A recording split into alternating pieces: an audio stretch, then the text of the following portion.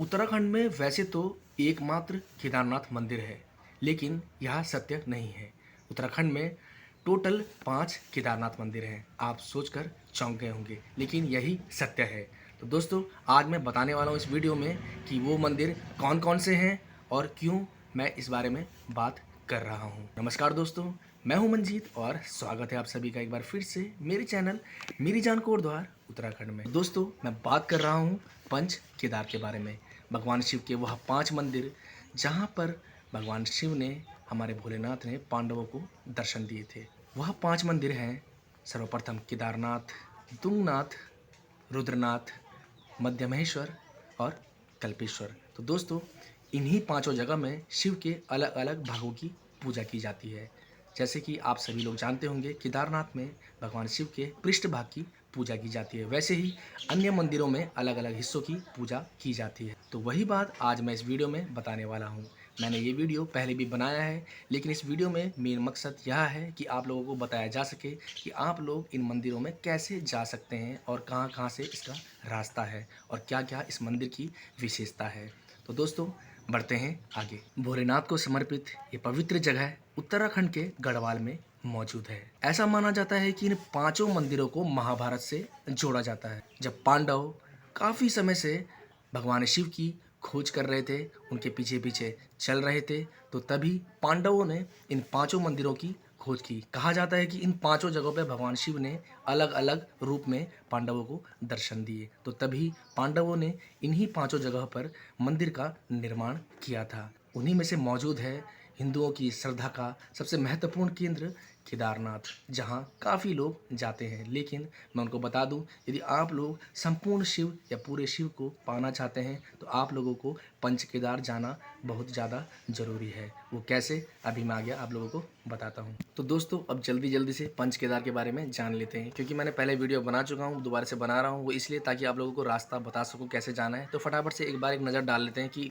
ये पांचों केदार आखिर में है क्या और यहाँ पर किस किस चीज़ की पूजा की जाती है। तो सबसे पहला जो पंच केदार में से सबसे महत्वपूर्ण है वो है केदारनाथ। केदारनाथ में भगवान शिव के पृष्ठभाग यानी कि जो पीठ का हिस्सा है उसकी पूजा की जाती है। कहा जाता है कि जब भगवान शिव आगे आगे भाग रहे थे तो पीछे पांडव उनको पकड़ रहे थे, तो भगवान शिव ने एक बैल का रूप धारण कर लिया था। और जैसे भगवान शिव समा रहे थे धरती में, तो उसी टाइम पे भीम ने शिव को पीछे से पकड़ लिया था। तो जो पीछे का हिस्सा था वो पीछे का हिस्सा वहीं पर रह गया और बाकी हिस्सा ज़मीन में समा गया और अलग अलग जगह पर निकल गया। तो इसीलिए केदारनाथ में पृष्ठभाग की पूजा की जाती है। तो दूसरे नंबर पे आता है रुद्रनाथ। रुद्रनाथ मंदिर वो मंदिर है, आप लोगों ने भगवान शिव के शिवलिंग की पूजा की होगी, सभी जगह शिवलिंग ही है, लेकिन रुद्रनाथ एकमात्र ऐसा मंदिर है जहाँ भगवान शिव के चेहरे की पूजा की जाती है।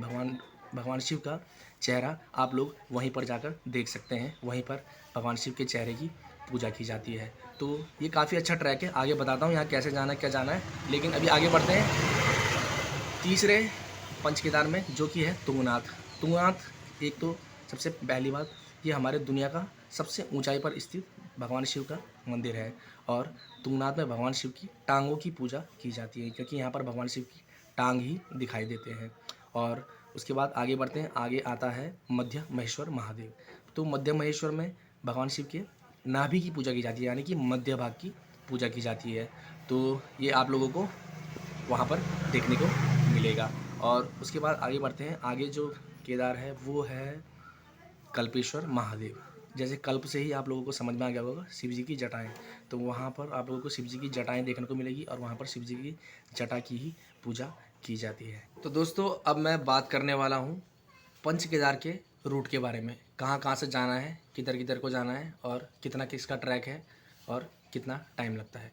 तो सबसे पहले बात करने वाला हूँ पंच केदार में से सबसे सर्वोच्च में केदारनाथ धाम। तो जैसे कि आपको पता चल ही गया होगा, केदारनाथ में भगवान शिव के पृष्ठभाग की पूजा होती है। तो अभी जो रास्ता मैं बताने वाला हूँ, वो रास्ता बताने वाला हूँ मैं ऋषिकेश से स्टार्ट होगी हमारी यात्रा। तो आप लोगों को सबसे पहले ऋषिकेश पहुंचना होगा। आप जहाँ कहीं से भी आए होंगे, दिल्ली, बम्बई, कलकत्ता, जहाँ से भी आओगे, आपको ऋषिकेश पहुंचना है। ऋषिकेश पहुंचने के 2 रास्ते हैं। हवाई जहाज़ के माध्यम से आना चाहते हैं तो जौलीग्रांट एयरपोर्ट है पास में ही, वहाँ से 30-32 किलोमीटर पड़ता है ऋषिकेश। आप आराम से आ जाएंगे टैक्सी बस से। और दूसरा रास्ता है ट्रेन का, ट्रेन जुड़ी हुई है हर जगह से ऋषिकेश के लिए, तो आप लोग वहाँ पे आ सकते हैं। वहाँ से आपको केदारनाथ जो कि दूरी पड़ेगी आपको 232 किलोमीटर पड़ेगा। 232 किलोमीटर की दूरी है गौरीकुंड तक। और गौरीकुंड में आप लोग एक ही दिन में पहुँच जाएंगे ऋषिकेश से। वहाँ पर आप होटल ले सकते हैं, सस्ते में होटल मिल जाएंगे 500-700, और आप वहाँ पे खाना वाना खा के रात को वहीं रुक सकते हैं। और सुबह वहाँ से गौरीकुंड से जो केदारनाथ की दूरी है वो पैदल ट्रैक है वहाँ से, वो 18 किलोमीटर 18 किलोमीटर का पड़ेगा। तो वहाँ से आप ट्रैक करके वहाँ जाएंगे। अभी बीच में गाइडलाइन थी कोरोना के चक्कर में, तो पास वास बनाना पड़ रहा था, बट अभी का क्या सीन है वो तो बाद में पता चलेगा। और सबसे मेन बात, 6 महीने के कपाट खुलते हैं, 6 महीने बंद रहते हैं। आजकल दिसंबर का टाइम है तो कपाट बंद है, आप लोग दर्शन नहीं कर सकते, ऊपर जा नहीं सकते, क्योंकि वहाँ पे काफ़ी बर्फ़बारी भी होती है, तो इसलिए इस टाइम पे नहीं जा सकते। तो ये इसका पूरा रास्ता है। कुछ पूछना है तो आप कमेंट में पूछ सकते हैं दोस्तों। उसके बाद पड़ता है अगला पंचकेदार, जो है श्री मध्यमेश्वर महादेव। नाम से पता चलता है कि भगवान शिव के मध्य भाग की यहाँ पर पूजा की जाती है, यानी कि नाभि की पूजा इसी मंदिर में की जाती है। तो यहाँ आप लोग कैसे पहुँच सकते हैं बता दूँ। आप जब केदारनाथ से वापसी आएंगे, वापसी आने के बाद आप सोनप्रयाग पहुँचेंगे। सोनप्रयाग से आपको गाड़ी लेनी है, वहाँ से गाड़ी मिल जाएंगी, बस टैक्सी जीप जो भी मिलेगी उसमें बैठकर आप आएंगे सीधे रांसी विलेज। एक रांसी गांव है जो आखिरी गांव है जहाँ से मध्यमेश्वर मंदिर की यात्रा शुरू होती है। तो आप लोग वहाँ से सीधे रांसी विलेज आ सकते हैं। रात को वहाँ रुक के अगले दिन आप मॉर्निंग में वहाँ से मध्यमेश्वर महादेव की दर्शन के ट्रैक शुरू कर सकते हैं, जो कि है करीबन 16 से 17 किलोमीटर करीबन पैदल पड़ता है। मीडियम ट्रैक है, धीरे धीरे चलेंगे, आप लोग थकेंगे नहीं। काफ़ी बढ़िया ट्रैक है, आराम आराम से, इतनी प्रॉब्लम नहीं होगी। आप मध्यमेश्वर महादेव के दर्शन करने के बाद आप लोग बूढ़ा मध्यमेश्वर भी जा सकते हैं। वहाँ पे ऊपर ही पहाड़ी पर पड़ता है, वहाँ से बहुत ही अच्छा व्यू दिखता है। वहाँ पे छोटे छोटे ताल भी हैं जहाँ पर हिमालय का प्रतिबिंब पड़ता है, तो आप लोग वहाँ पर दर्शन कर सकते हैं और अगले दिन वापस आप लोग रांसी विलेज आ सकते हैं। तो दोस्तों अब बात कर रहे हैं पंच केदार के दूसरे केदार के बारे में, जो है हमारा तुंगनाथ महादेव। आपको बता दूं, तुंगनाथ पूरी दुनिया का सबसे ऊंचाई पर स्थित भगवान शिव का एक भव्य मंदिर है, और इस मंदिर में भगवान शिव के जो टांगे हैं उसकी पूजा की जाती है। तो दोस्तों जैसे आप केदारनाथ के धाम के दर्शन कर लेंगे, वहाँ से वापसी आप गौरीकुंड आएंगे। गौरीकुंड से आपको सीधे गाड़ी मिल जाएगी, कहाँ के लिए? चौपता के लिए। आप ढंग से सुन लें, चौपता आना होगा आपको। चौपता है वहाँ से 70 किलोमीटर की दूरी पड़ती है। वहाँ से आप चौपता आइए, चौपता में आके आराम से आराम करिए, क्योंकि चौपता एक बहुत ही अच्छी जगह है, बहुत अच्छा हिल स्टेशन है। बहुत सारे लोग वहाँ आते हैं घूमने, क्योंकि दिसंबर जनवरी में काफ़ी अच्छी बर्फ़बारी होती है। बहुत ही अच्छी वहाँ पे जगह है।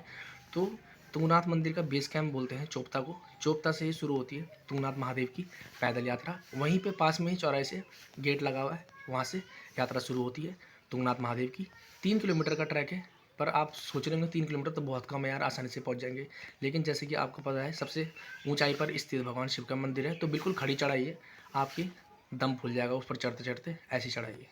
तो यहाँ का भी सेम वही है, 6 महीने खुले रहते हैं कपाट, 6 महीने बंद रहते हैं। बट लोग कपाट बंद में भी यहाँ जाते हैं अपने रिस्क पे, क्योंकि काफ़ी बर्फ़बारी होती है, फिसलन होती है रास्ते में, तो वहाँ जाते हैं, वहाँ दर्शन करते हैं भगवान शिव की टांगों के। तो अच्छा, बहुत अच्छी जगह है, बहुत अच्छा ट्रैक है, आप लोग कर सकते हैं बहुत आराम से। और सबसे मेन चीज़ क्या है कि वहाँ से ऊपर एक जगह और है चंद्रशिला। चंद्रशिला बोलते हैं कि भगवान राम ने वहाँ पर तपस्या की थी। और तपस्या क्यों की थी?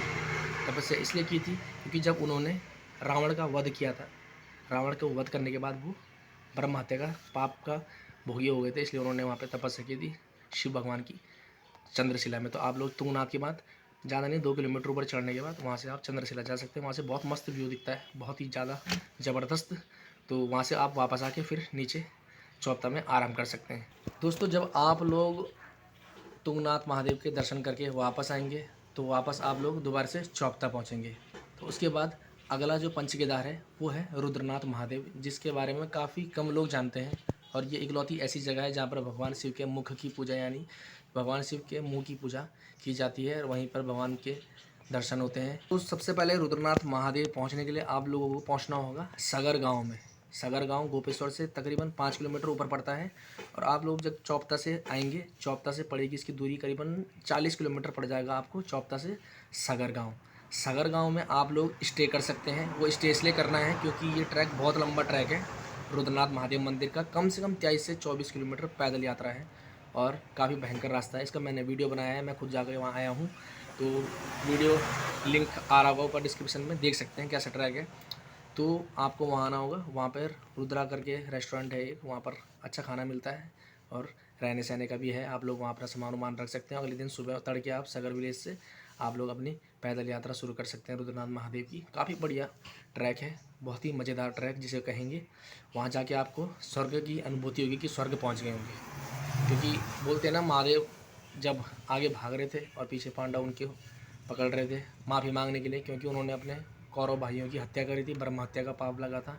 उसके बाद वो आगे आगे चल रहे थे तो वहाँ पर वो पहुँचे थे। बहुत मस्त जगह है, आप ज़रूर जाएँ वहाँ, तो आप लोगों को यहाँ पर होंगे भोलेनाथ के मुख्य दर्शन। दोस्तों अब अगला और आखिरी पंच केदार है जो है कल्पेश्वर महादेव, उसके बारे में मैं आपको बताने वाला हूँ। जब आप लोग आ जाएंगे रुद्रनाथ महादेव की पैदल यात्रा पूरी कर क्योंकि मैं जानता हूँ 2-3 दिन, कम से कम 2 दिन तो लगते ही हैं वहाँ जाने आने में। वहाँ से आने के बाद हालत होती है बहुत ख़राब, तो आप चाहें तो सगर विलेज जाकर आराम कर सकते हैं, नहीं तो वहाँ से 5 किलोमीटर आगे ही पड़ता है गोपेश्वर। आप गोपेश्वर में आइए, गोपेश्वर में जाकर आप आराम करें, एक आध दिन रेस्ट लें, और फिर वहाँ से आपको करनी है सबसे लास्ट पंच केदार जो है कल्पेश्वर महादेव, जहाँ होंगे आपको भगवान शिव के जटाओं के दर्शन। गोपेश्वर से जो आपको वहाँ की जो दूरी पड़ेगी कल्पेश्वर की, वो पड़ेगी तकरीबन 79 से 80 किलोमीटर करीबन पड़ेगा आपको। एक दिन पूरा लगने वाला है वहाँ जाने में, तो आप लोग वहाँ जा सकते हैं। वहाँ जाकर आप होटल लें, रुकें, और फिर वहाँ से यात्रा होगी आपकी कल्पेश्वर महादेव की। वहाँ का जो ट्रैक है पूरा वो है 11 किलोमीटर का नॉर्मल ट्रैक है, थकने वाली बात है नहीं ऐसी। मैंने सुना है वहाँ आधे तक गाड़ी जा रही है, तो शायद से गाड़ी भी आपको मिलेगी। तो फिर आप लोग वहाँ से अर्ली मॉर्निंग आप कल्पेश्वर महादेव का ट्रैक शुरू कर सकते हैं, जो तकरीबन 11 किलोमीटर है। आप आराम से वहाँ पे जाएंगे। और ये है नीरज पीछे। तो गाइज़ ये है पूरा का पूरा पंच केदार के बारे में जानकारी। उम्मीद करूँगा आप लोगों को समझ में आया होगा और अच्छा लगा होगा। अच्छा लगे तो यार लाइक करना, कमेंट में बताना, जहाँ पे समझ में नहीं आया मैं आपको दोबारा बताने की कोशिश करूँगा। आशा करता हूँ आप लोगों को मेरा ये वीडियो पसंद आया होगा, क्योंकि मैंने कोशिश करी है पूरी कि आप लोगों को समझा सकूँ। बाकी ये पूरा रास्ता है, सबसे पहले केदारनाथ, केदारनाथ से वापसी में आप मध्यमेश्वर, मध्यमेश्वर के बाद आप लोग तुंगनाथ, तुंगनाथ के बाद आप लोग रुद्रनाथ, रुद्रनाथ के बाद अंत में आपको कल्पेश्वर महादेव के दर्शन करने होते हैं। तो तब जाके आपको संपूर्ण शिव मिलेंगे, संपूर्ण शिव की प्राप्ति आपको होगी। तो ये है छोटा सा वीडियो, और जितना भी हो सका मैंने आप लोगों को बताने की कोशिश करी इस वीडियो में। तो उम्मीद करूँगा आप लोगों को मेरा ये वीडियो पसंद आया होगा। वीडियो को ज़्यादा से ज़्यादा शेयर करना और कमेंट करना, ज़्यादा से ज़्यादा वीडियो को लाइक करना। और मिलते हैं आपको किसी और वीडियो में किसी और जानकारी के साथ। तब तक के लिए आप भी अपना ध्यान रखिए, मैं भी अपना ध्यान रखता हूँ। टाटा बाय बाय, जय हिंद, जय भारत, जय उत्तराखंड।